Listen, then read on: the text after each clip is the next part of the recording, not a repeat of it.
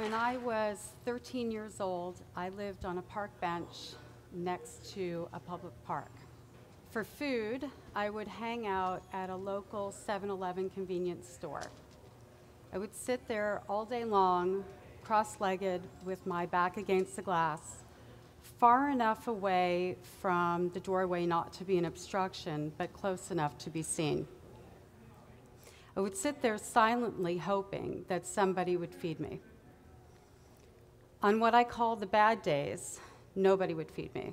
Nobody would even glance in my direction.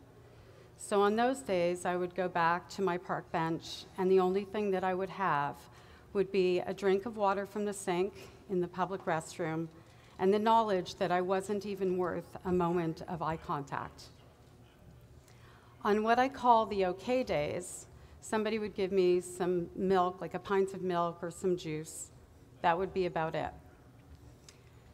And then there were the good days, where I would be fed. Somebody would give me food, they'd give me something to drink, maybe even a little bit of extra change. My favorite days, though, were what I called the great days. On the great days, the manager of the 7-Eleven would invite me in. He would give me a job like sweeping the floor or stocking a shelf. He would give me some extra food, and the bonus would be that I would be able to use the private bathroom, which meant that I could disrobe and actually wash up really well. On one particular day, when the manager called me in, he didn't give me a job. He told me that his boss, the owner of the 7-Eleven, had seen me, and that I was a nuisance, I was an eyesore, and that I just couldn't hang out there anymore. He sent me with some extra food, and I went back to my park bench.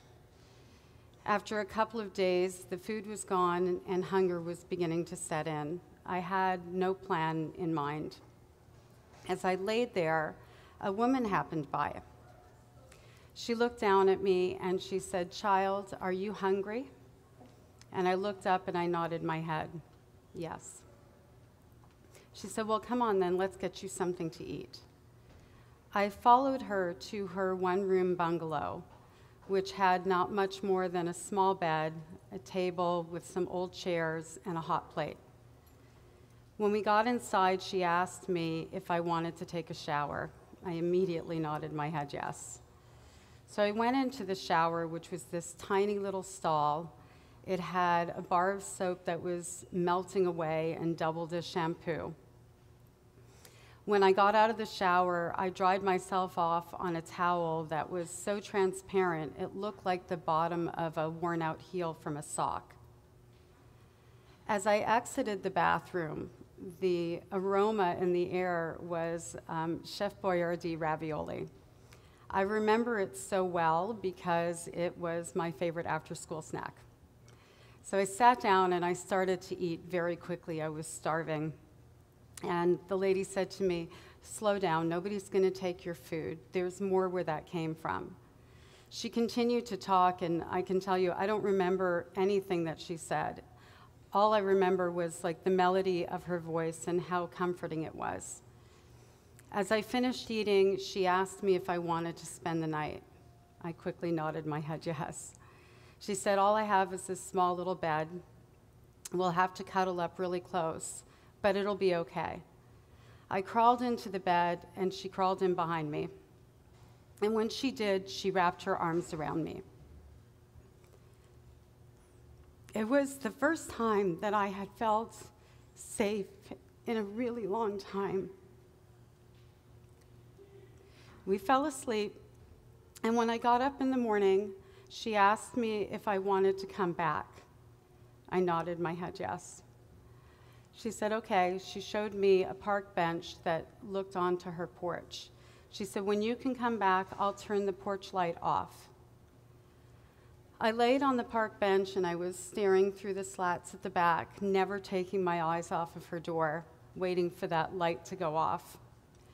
And as I watched, men went in and out of her flat all day long, until finally the light went off. I bounded back for that door and enjoyed another night of her warmth and generosity. in the morning when we woke up, she asked me if I knew what she did for a living. I shook my head no. She said, well, I'm a prostitute. I think she could tell by the look on my face that this really had no meaning for me. She said, I sell my body because I do drugs, or maybe I do drugs because I sell my body. It's been such a long time that I don't remember anymore. She then looked at me really seriously and said, I want you to promise me that you're going to go home.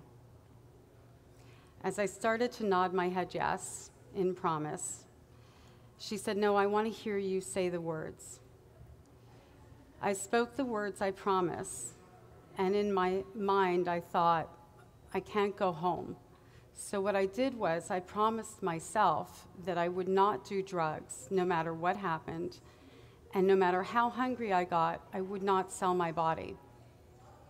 It was my way of honoring her. For the next year and a half, I continued to live on park benches, in abandoned buildings, and apartment complex saunas. At the age of 14 and a half, I fell into a job as a cocktail waitress and managed to rent my first apartment. Through all of that, I kept my promise to the woman that I call my guardian angel.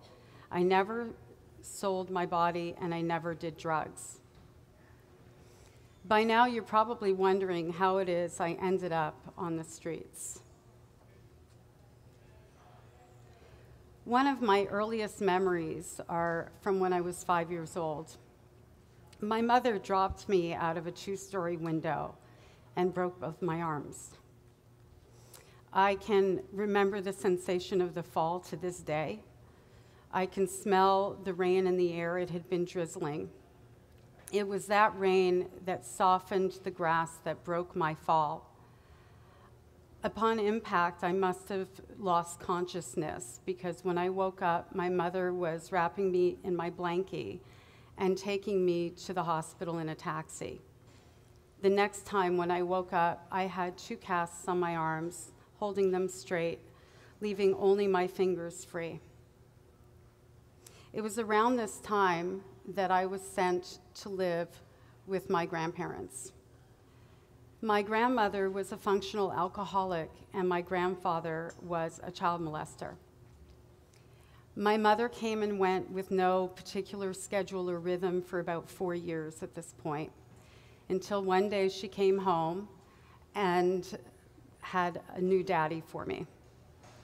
We moved from Montreal to Miami with this new daddy, who, as it turned out, was a saving grace.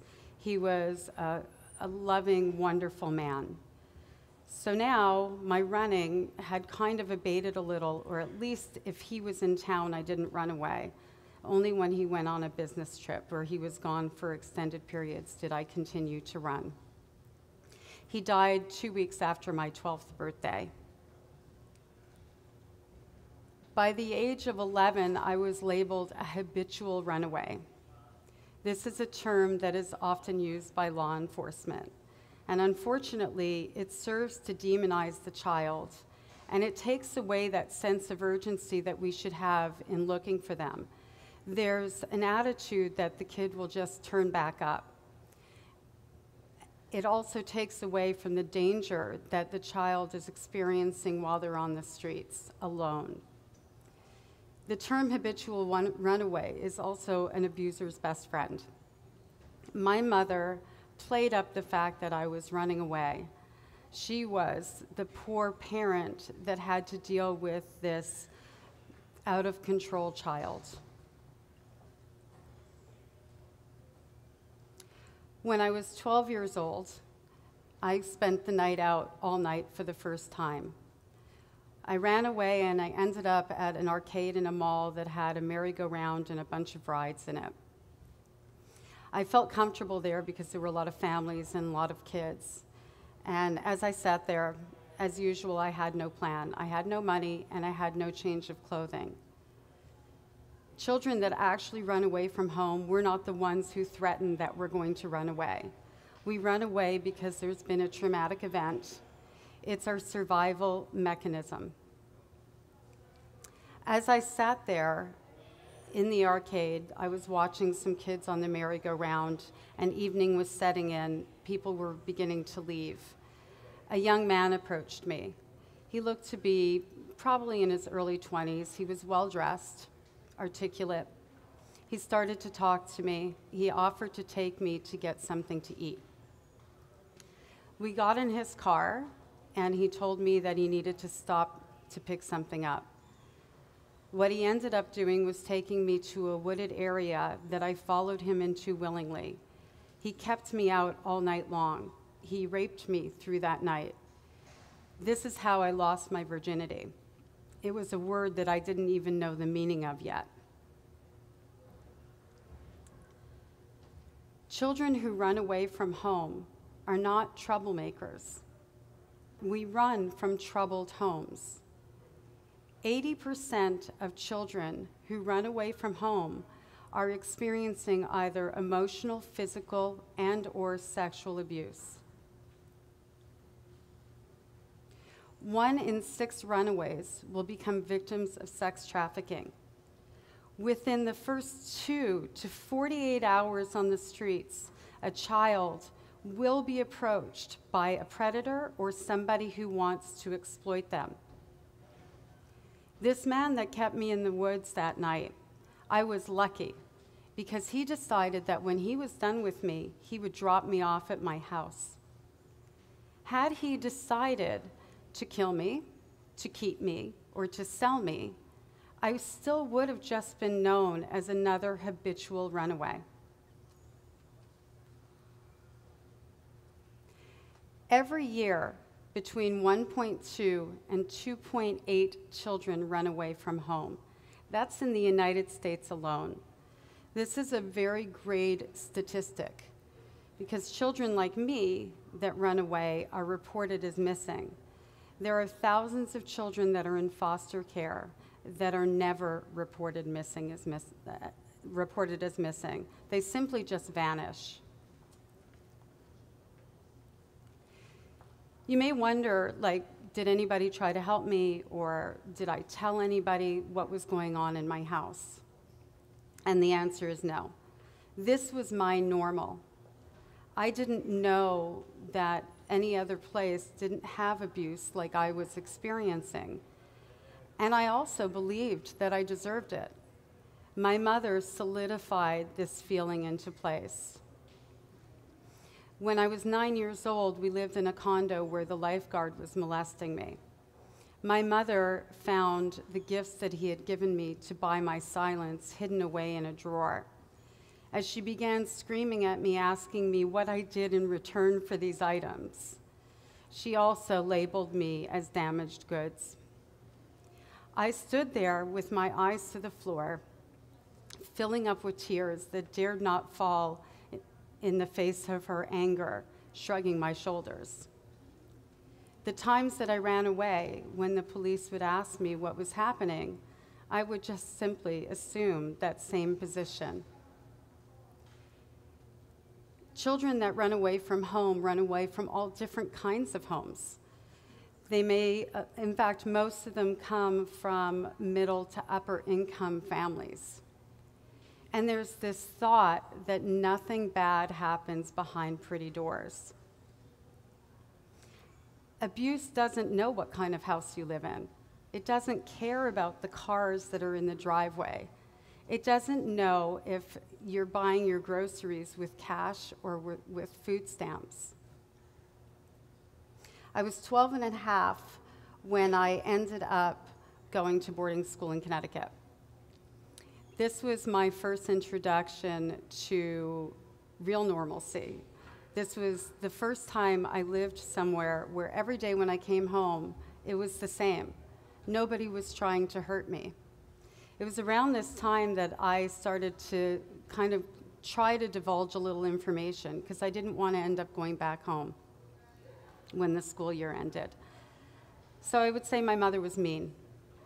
Literally, that was all I would say. I wouldn't elaborate. What I was met with were people looking at me like I was just a spoiled child, just an overindulged, spoiled child.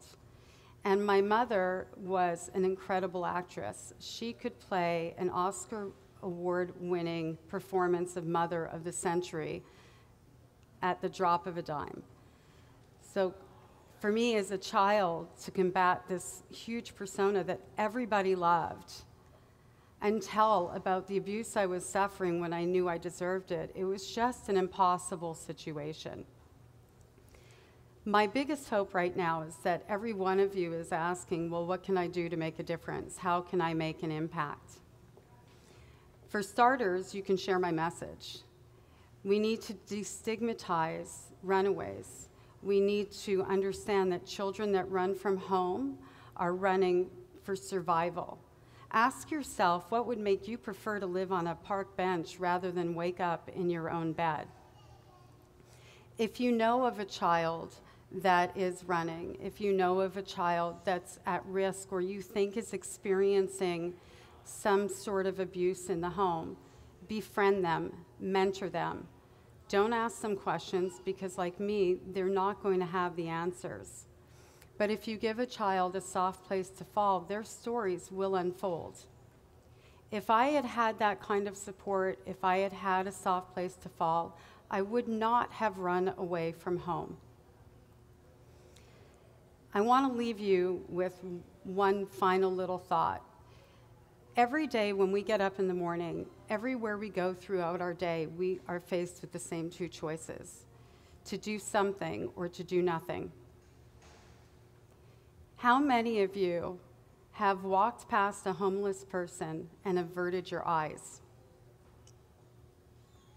You wouldn't walk past me as I appear before you now, yet I am still that same person.